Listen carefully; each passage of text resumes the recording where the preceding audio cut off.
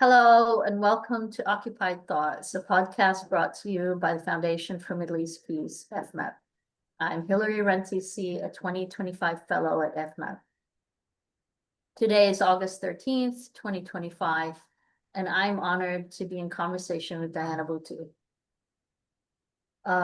Many of you know Diana, so she may not need to be introduced, but I will introduce her briefly. She's one of the top analysts on Israel-Palestine today, a lawyer with multiple degrees and a wealth of experience, including in the peace negotiations of the early 2000s. She's a frequent commentator and writer on Palestine, with articles published in the New York Times, Washington Post, The Guardian, LA Times, Boston Globe, and other major publications, as well as frequent appearances on major news networks such as CNN, BBC, Al Jazeera, and so many others. Diana's intellect and passion comes through with every conversation, and I'm honored to call her a friend. I'm honored that she'll be in conversation with me today. A brief bio of Diana is included with this podcast. So Diana and I spoke briefly about what we focus on today, and we talked about focusing on Palestinian citizens of Israel in our conversation. But to be honest, I've been struggling with having too many questions. So we may veer into sort of broader topics. But having said that, I would say that the legal restrictions and categories that fragment our people are creations of the state of Israel. And realistically, we're all impacted, whether something is happening in Gaza, in the Gaza Strip, in the West Bank, in East Jerusalem, within Israel proper, and in the diaspora. And you yourself, Diana, combine a multiplicity of experiences as a Palestinian, having grown up in Canada, returned to live in Palestine, first in Ramallah, then Gaza, and now basing yourself out of Haifa and Ramallah.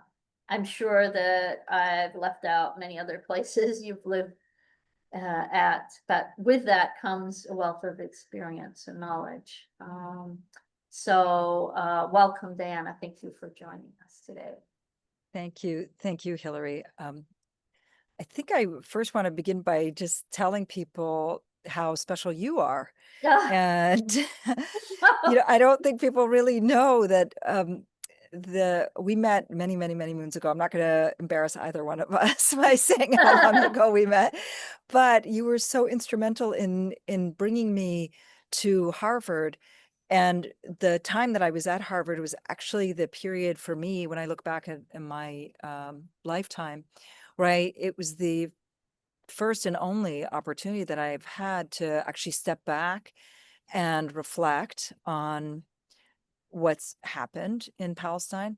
But also it was the place where I got to know you the best. And I want to thank you for always being there for so many of us, whether it was students or fellows or just people who wanted to have a sympathetic ear.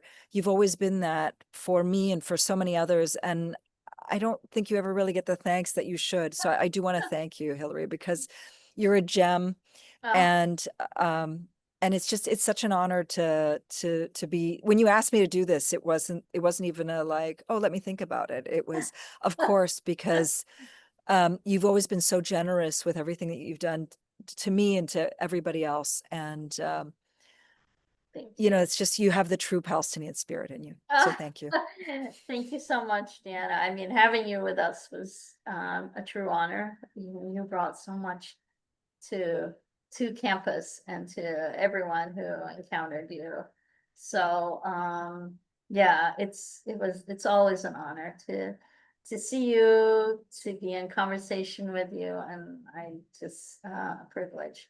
So thank you. I wanted to as we move on, before I get too embarrassed, but I wanted to ask you about your experience as a Palestinian citizen of Israel, especially during these last 22 months.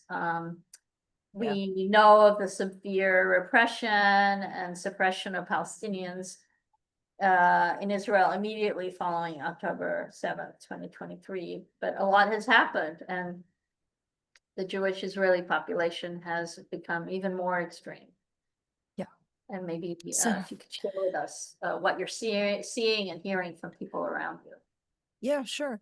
So, I think for me, I want to back up just a little bit and describe what it's like to be a Palestinian living in Israel, to hold that citizenship. And it's always a little bit both embarrassing and an honor to speak on this topic.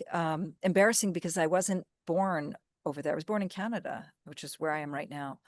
And I certainly wasn't raised over there. And so I didn't live that experience of childhood, of being a teenager, of early adulthood, and living under a system of discrimination, of racism, but then also seeing the people around you and how they're confronting or coping with the system of racism and discrimination. So it's a bit embarrassing for me to speak about what that experience is like, but then at the same time, it's also a privilege because of the fact that I have effectively parachuted in. Sometimes I can see things that just shock me to the core, and and I have the ability, I have the privilege of being able to articulate it.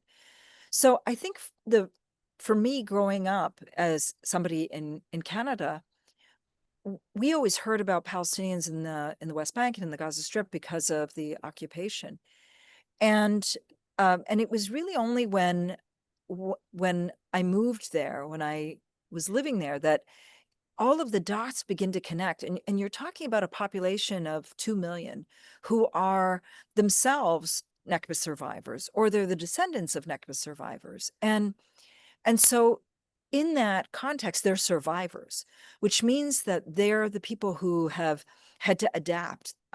They've had to adapt with living with the very people who either ethnically cleanse them, or the people who are the Nakba apologists, or the people who are the Nakba deniers. I mean, either way that you're looking at it, this is what Israel is.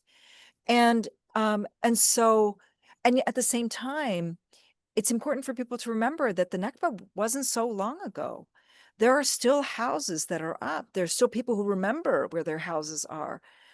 We still go to our lands that are still there, obviously. And so our memory it's all still very fresh. So living in this society means that you're constantly coping and trying to survive living amongst this group of people. So when October of 2023 hit, the immediate reaction on the part of the state was not only to go after Palestinians in Gaza, but it was also to go after Palestinians who hold Israeli citizenship, because since 1948, they've always been viewed as what they call the fifth column. And we've had politicians who've said that we should have our heads chopped off. This is Lieberman. Other people who said that we should be drowned in the sea. Other people, they've tried to pass laws to strip people of their citizenship. And so the immediate attention in October of 2023 was for people to go after the Palestinian citizens of Israel. And the interesting thing, Hilary, was that this wasn't just the state. It was actually like your neighbors, your so-called friends, your colleagues. And so what happened? We had everything from people, sort of going through your social media posts and trolling them, to then trying to find whether you had liked a picture, or whether you had commented on a picture, or whether you had commented on the 7th of October or the days after, or whether you tweeted something, or whether you said something. And the reason for them doing this was because it was immediately after that the full weight of the state started to come after Palestinians. So, for example, Dalal Abu Amne, a very well-known folk singer, she wrote on Facebook, La ghalib illallah, there is no victor except Allah, except God. And she put the Palestinian flag emoji. And that was screenshotted by some Israeli who, I don't know if they were following her, what it was exactly, but based on that alone, she started to get death threats, rape threats, and believing that that somehow the system was going to protect her. She then complained to the Israeli police about these death threats, about these rape threats. And in response, they ended up arresting her and throwing her in prison. And immediately after, and even though she was released after, I think it was about 3 days, charges were pending over her for months. And immediately after she was released, her neighbors, these are people who live next to her, right? They then started a whole campaign process, a protest movement in front of her house, demanding that she be expelled from the city in which she was living, Afole, demanding that her husband, who was I think he's the director of one of the hospitals nearby, demanding that his job be revoked. And she went through over 150 days of just sustained protest by her neighbors. And she was just one example. There were others, there were hundreds of students whose they had whose, these are people in their study group, took screenshots of their social media feeds. And if they liked a picture or if they wrote a verse from the Quran, some of them were arrested. Many of them were disciplined at university. Some of them kicked out. And so the whole point of it was to try to create an atmosphere where the state is shutting you down. And it's not just the state, but it's your neighbors, it's your friends, it's your study group, it's your colleagues, it's everybody sort of going after you. And that hasn't let up since. In fact, it's actually gotten worse over time. We went through a period where we were seeing these bumper stickers all over the place that still exist, and signs all over the place, and on the like these internet banners, when you go on a website, that say things like "Together we will succeed" or "End Hamas" or "Victory is ours." And it was even actually at one point stamped on eggs alongside, the expiry date. And so you live in this atmosphere where it's all about just being just this frenzy of supporting war, of supporting genocide, of being able to legitimate the killing of so many people, including the bombing of hospitals and kids and journalists and you name it. And over time, it's just gotten that much worse. It's just gotten that much worse. Yeah, I mean, I know from family members who I can't have a phone conversation with them that mention anything that is going on. Sort of we're not there. The fear is that much that they feel they can't discuss what's happening in their lives that might be interpreted in any political way. So Absolutely. And there's a reason, Hilary, because immediately after all of that, like I think it was November of 2023 and then December of 2023, the Knesset passed a law regarding the consumption of what they called terrorist materials, and there's still no definition for it. So and if you excessively consume, then there could be criminal charges. So does that mean if I share an Al Jazeera video or Al Mayadeen video, or if I'm scrolling on Instagram or Facebook or TikTok, and so that's the whole point, is that they undertake these measures so that it shuts discourse down, and so that you don't even think of supporting, because if you think of supporting, then you're going to be thrown in the same camp. And remember, this is a group of survivors. These are people who've survived all these years. Yeah, and more recently, I'm wondering if you could shed light to what happened to Ayman Odeh, who's a Palestinian citizen of Israel, representative in the Knesset, and attempts to impeach him, and Oh yeah. Yeah. and I mean, he I think endured some physical attacks. I know you know him well. Maybe could you shed light on exactly what happened and sort of Sure. how things progressed from there? Sure. So Ayman, as you know, he's the head of one of the political parties. And back in January of 2025, at the time when there was a ceasefire signed, he took to Twitter and he said that he was happy to see that some of the Israeli hostages were being released and happy to see that Palestinian political prisoners were being released as well. And he went on to tweet saying that he hopes to see that the yoke of occupation is removed from our necks, and then everybody deserves to be free. Oh, how controversial, right? I mean, how dare he? But I'm not embellishing. This is the tweet. And yet, because of this tweet, the other members of Knesset went after him and they tried to get him permanently barred from the Knesset. And so what they first had to do was it passed the first vote of getting enough votes to have him censured. And then they wanted to get him permanently censured. And that permanent censure would have required a 2/3 majority. They didn't end up getting it. But I think that was mostly because of a fluke more than Yeah. anything else. But at the same time, Hilary, I was going through some of the tweets that the same Knesset, some of these members said, and there were people who called for flattening Gaza, no Mm. censure. There are people who said that that all of the houses should be destroyed, that there are no innocents in Gaza. One ended up even saying that nuking Gaza is an option. And in none of those cases were any of these people censured. But Ayman, for saying that he was happy to see that Palestinian political prisoners are being released and that the yoke of occupation should be removed, it just shows you the climate that there is. And they didn't just stop there. He then, you're right, he did get physically attacked as well. And it's not over for him, and it's not over for anybody. All of the members of Knesset have been attacked at one point or another.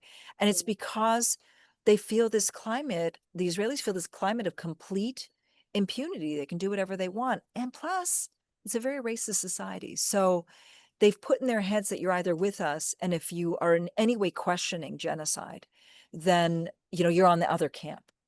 Like you're a terrorist. That's the logic of it. That's the way that the logic works. Yeah, and I mean, the next elections are supposed to be in September 2026, but or Yeah. October.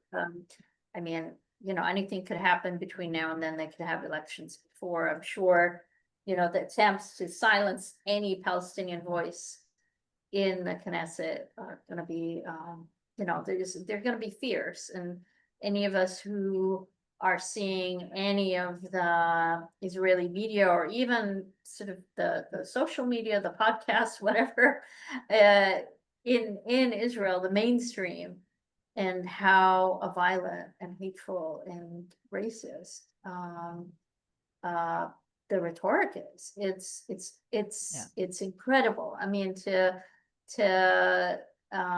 and when you talk about Palestinians of citizens of Israel being sort of bombarded with this on a regular basis and have lived through it and survived it and continue to survive it, it's a huge testament. But of course, it's not divorced from everything else that's happening in Gaza and the West Bank, and is very related to it, of course. And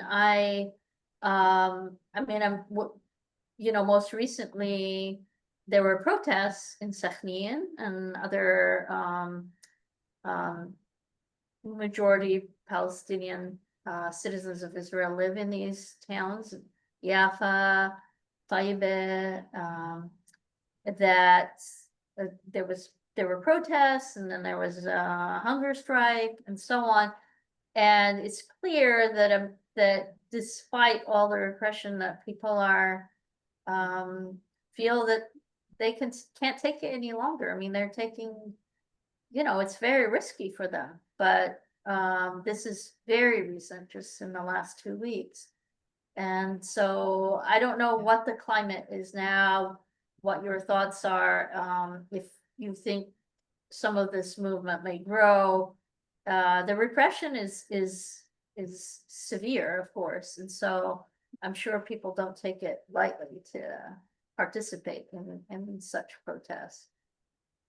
The repression is severe. The self-censorship is also very severe. Mm. And the fear is quite high as well.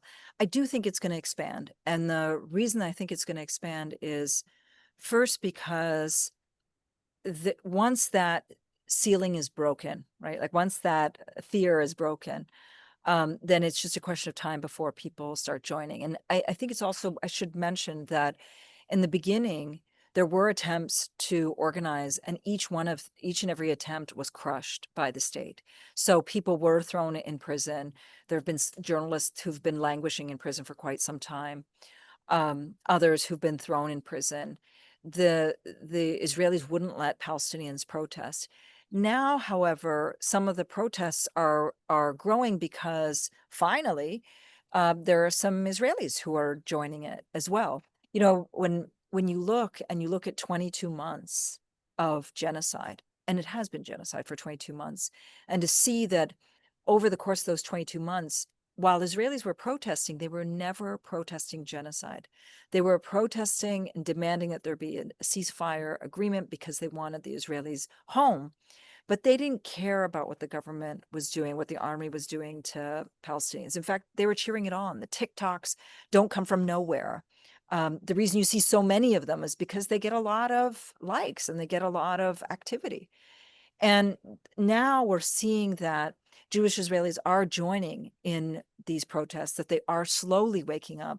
They're slowly calling it genocide. We just had B'Tselem and Physicians for Human Rights Israel come out with their reports. But it's taken such a long time. Yeah. And so things are changing. You know, even people who I know in the past were reluctant are seeing that there's nothing left to lose when we're seeing these levels of bombing, starvation, and a government that has made it clear that they seek ethnic cleansing and only ethnic cleansing. We do see that there are people who are now speaking up. And you know, I don't want to give too much cover because I think that some of it is, as I said, this like forced or self-censorship. And at the same time, I think it's important for us to understand just what the dynamics are and how it is that Israel has been using every opportunity to crack down on every Palestinian. And that includes in the West Bank, that includes in Jerusalem, that includes in 48. And they're not stopping. They're not stopping. Yeah, I mean, you know, we're talking here about, you know, Palestinians in Israel protesting and how they've not been allowed to protest. Israelis, Jewish citizens have been protesting, but as you said, not because of the genocide. And maybe there's some change now. There's an upcoming strike coming up on the 17th of August, so in a few days, and it seems that's building momentum, but my sense of it is that it's also going to be in the same vein. Are there voices within that you think are going to be pushing for the end of the genocide, end of the starvation, and calling it what it is? There are some. There already are some, and the voices are growing. But it's simply not loud enough. And you know, the other thing, Hilary, is the government doesn't care Wow. because this is because they know that the vast majority of Israelis support them. You might be seeing protests, and we are seeing protests, but when you see the statistics, the statistics speak louder than any protest. And you see that there was a poll that was done back in March of this year where they found that 82% of Israelis want to see the ethnic cleansing of Gaza, that they support the ethnic cleansing of Gaza.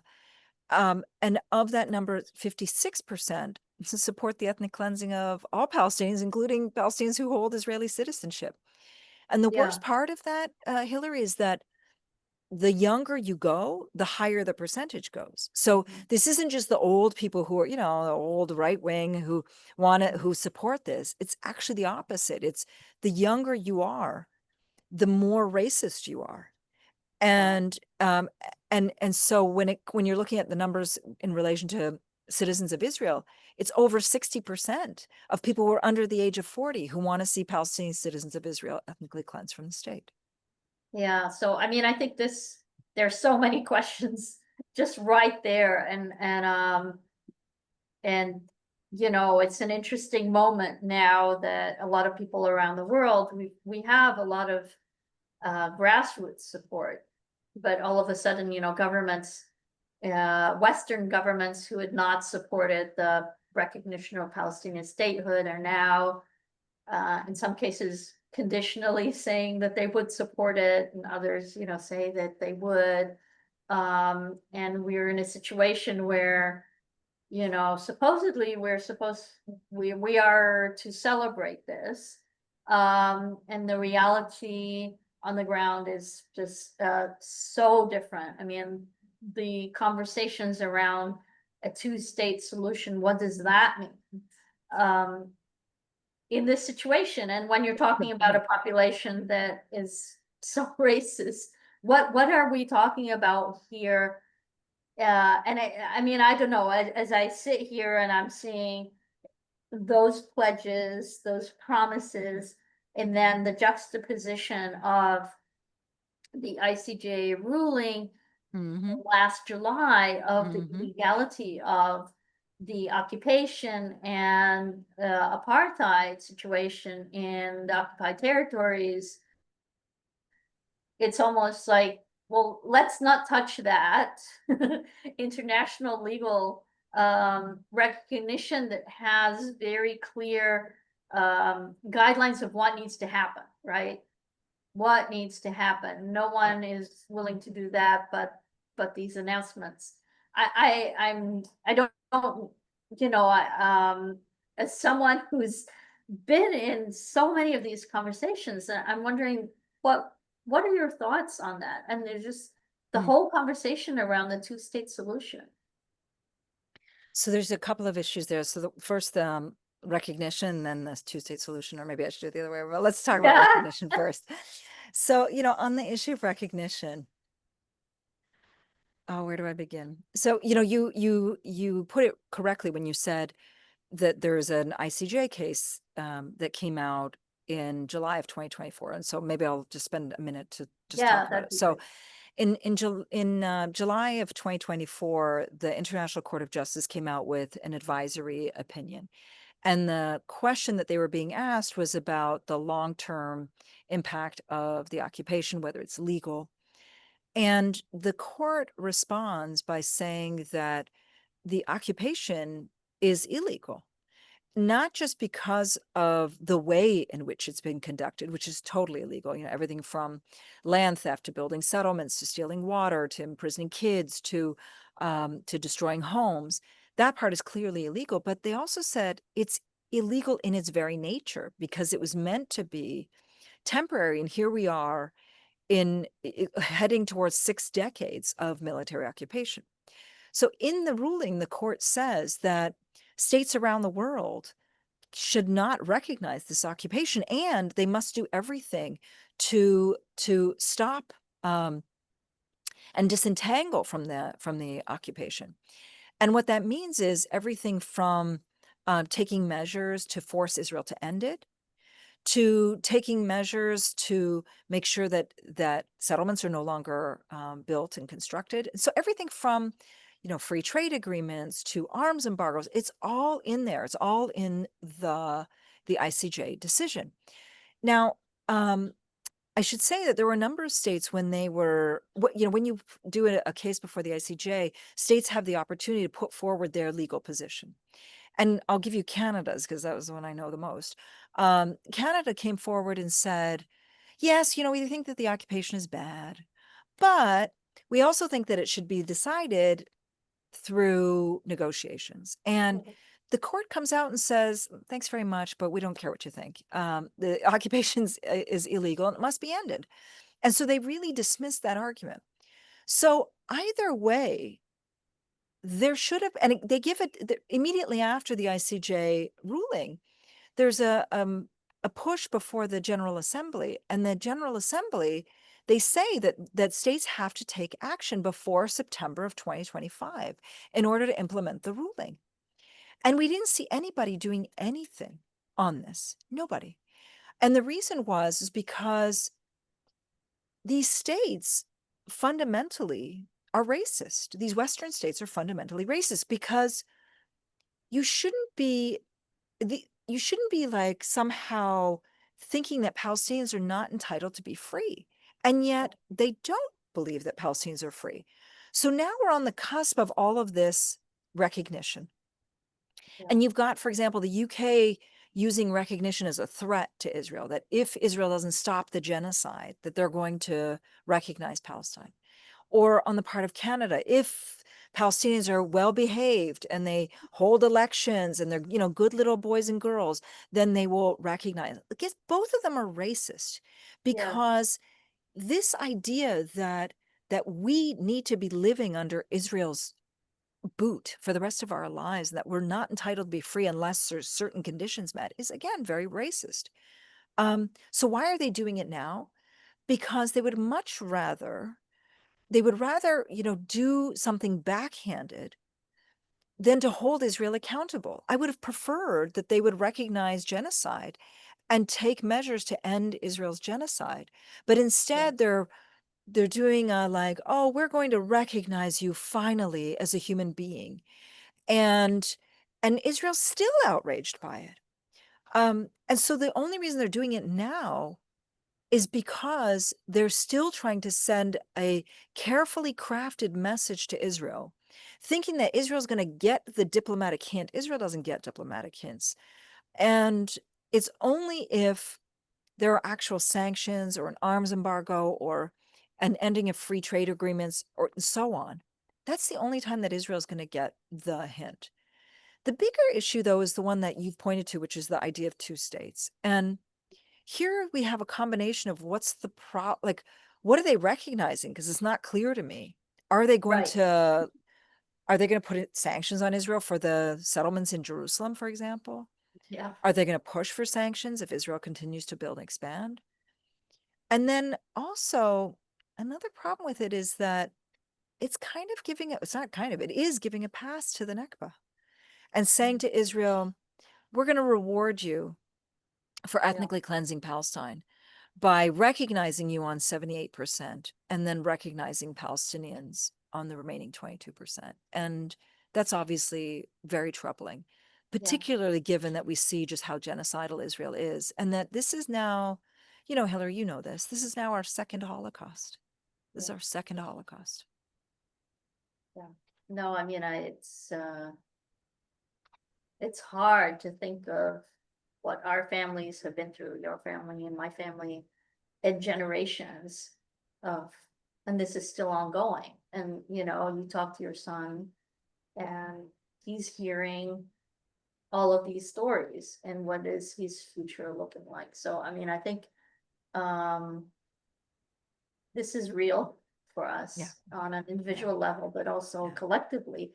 And, and it's sort of the, we're talking about all these ideas, and then we're hearing about Netanyahu saying he wants to reoccupy Gaza.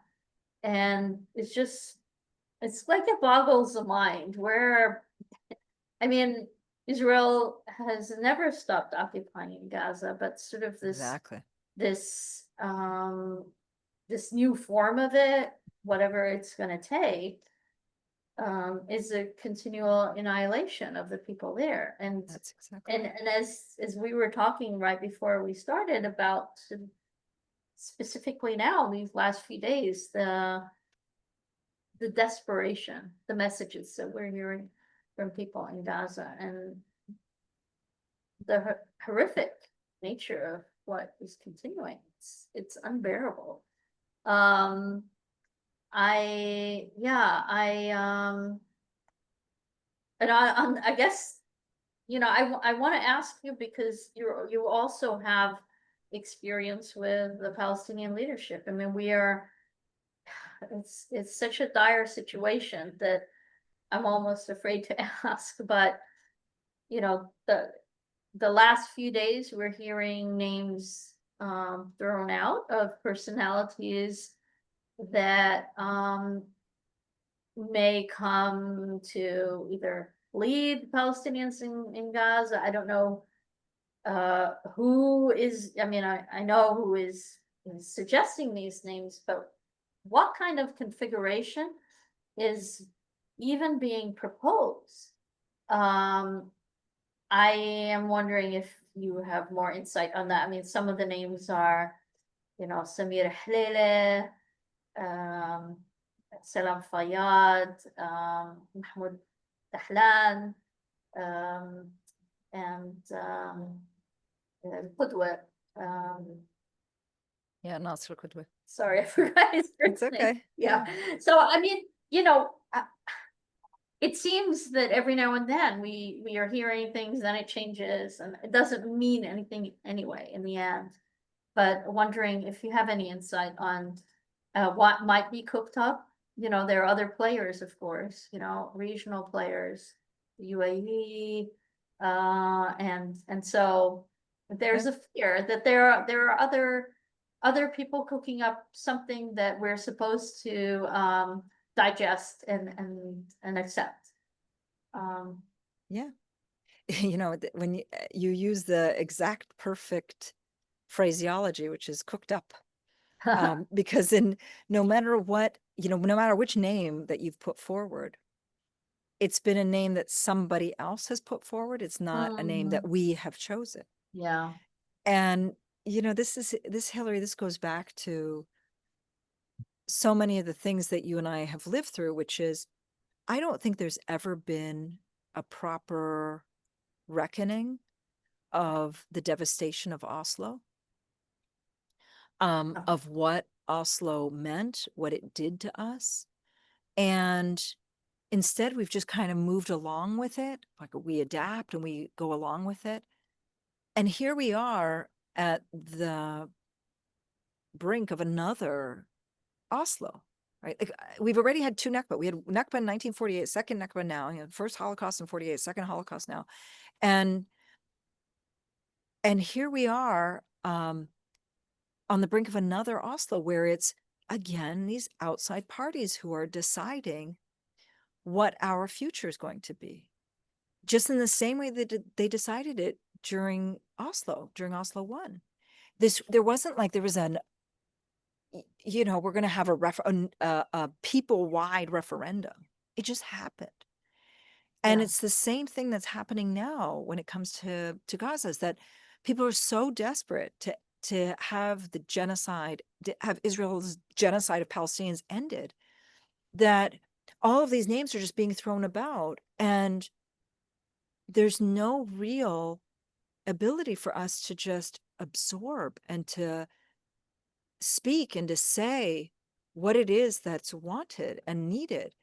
And what's fascinating about all these names that you've put forward is that none of them live in Gaza. You know, Dahlan did live he's from Gaza, he lived in Gaza, but he doesn't live there now. Salam Yeah. Fayyad's never lived in Gaza. Samir Hlele's never lived in Gaza. Nasser Not sort of Qudwa equivalent maybe lived for originally. a period of time, but Oh, oh he's my God. been Yeah. out of Gaza for such a long time. And so you're again like talking about people who are it's all about just choosing somebody. Hmm. And that's the part that's so scary to me, is that there's no, lost in all of this is the sense of holding Israel accountable. Yeah. Lost in all of this is our sense of agency and what we want. And instead, it's just like, let's just, you know, come up with something to deal Yeah. with a quote unquote problem. The problem is Israel. That's the problem. And Mm. nobody wants to deal with that problem. And so instead, we're just like trying to cope with everything else that's around us. And I'm very worried. You know, I'm very, very, very worried. The level of the messages that I'm getting, the phone calls, it's just people are they're done. You know, it's just I don't know how to describe it Mm. other than even worse than it was the day before. Every day is getting worse. Yeah.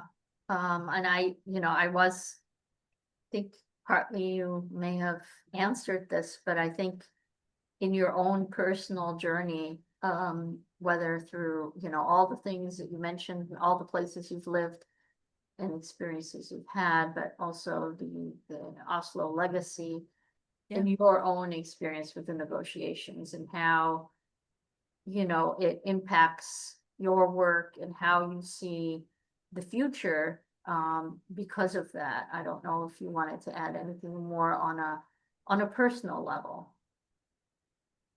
Yeah. And this is the part where I never really know where to begin. So, I didn't sign Oslo. I should be clear. I wasn't the signatory to Oslo. I was one of the people who was naively hopeful that there could be some agreement reached. That my level of naivete went out the window very quickly because of life experience. But there's one thing that has stayed with me over all these years, and it's this idea that again, there's never really been a reckoning of Oslo and what it meant and what it did to us. And I'm not just talking about on a superficial level, but how it changed so much of the ways in which we view things and what people view as being possible. And it's only when you break that you can see that something bigger can form, but we're not there yet because we've never had that reckoning. So on a personal level, I learned tons. That the Israelis were always using negotiations as kind of a fig leaf in order to get more and more and more. That the international community would just relish in this idea of an Israeli and a Palestinian being in the same room together. They didn't care what the substance was, but it's like, oh, yay, they're together. And didn't matter what age group, right? That the Israeli public has never been forced to reckon with what they did to us as people. And this is something that I think we need to constantly be pressing. Yeah. Because they don't see us as human. They fundamentally don't. And I think that overwhelmingly in like all of this stuff that I've lived through and seen is just this sense of how we genuinely don't have any political leadership. There's plenty of leadership. We have there's tons of leaders. We are blessed in terms of leadership when it comes to people who are working in different NGOs and spaces and creativity and what have you. But the political leadership is a political leadership that has so failed us. So failed us. I mean, it's intentional, right? I think so too. Clearly intentional, but I think, we have to find the space of how these other voices, these leaderships, your voice and many others can come to the fore. And yeah, the time is now. So, but I don't want to end in a sort of a very depressive note, but the reality is it's very hard. It's very hard right now. But I am so thankful for you, for your voice. And I'm thankful for you. You are the gem. You're the gem. You're the gem, Diane. And yeah, these conversations can go on for a long time, but I think the tour you've given us, the insight you've given us on so many different aspects of realities on the ground now. I know that we probably will need a follow-up conversation in a few months. Anytime. But thank you so much, Diana, as always. So much that we learned from you, and so much that we're appreciative of. Oh, and I have you, Hilary. Thank you. I mean, really, it's I don't know if people know how amazing you are. If they don't, they can just call me and I'll tell them. Oh, you're so sweet. Well, I want to end by thanking our listeners for tuning in to this episode of Occupied Thoughts. Please make sure to check out the FMEP websites, www.fmep.org, for resources related to this podcast and lots of other rich content related to Palestine, Israel. And please make sure you're subscribed to this podcast to stay up to date. You can find us on iTunes, SoundCloud, or Spotify. You can also watch video versions of this podcast, including many others on YouTube. And with that, I am Hilary Rantisi signing off until the next episode of FMEP's Occupied Thoughts. Thank you, everyone. Thank you.